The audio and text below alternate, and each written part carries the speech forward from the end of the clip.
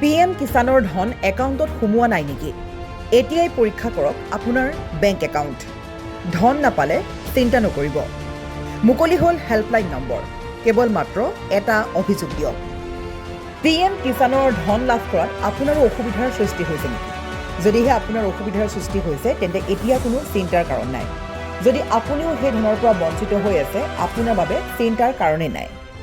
মাথো পৰীক্ষা কৰক আপোনাৰ বেংক একাউণ্ট। যদি কিবা কাৰণত আপোনাৰ বেংক একাউণ্টত টকা সোমোৱা নাই তেন্তে আপুনি চিন্তা নকৰি শীঘ্ৰেই হেল্পলাইন নম্বৰত যোগাযোগ কৰক। কিয়নো মুকলি কৰিছে কেন্দ্ৰীয় চৰকাৰে হেল্পলাইন নম্বৰ।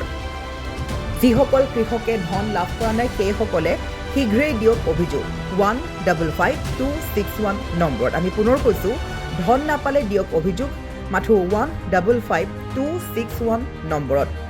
অসমৰ কৃষকৰ বাবে মুকলি কৰিলে 371 কোটি টকা। অসমৰ কৃষকসকলৰ বাবে অতিকৈ ভাল খবৰ।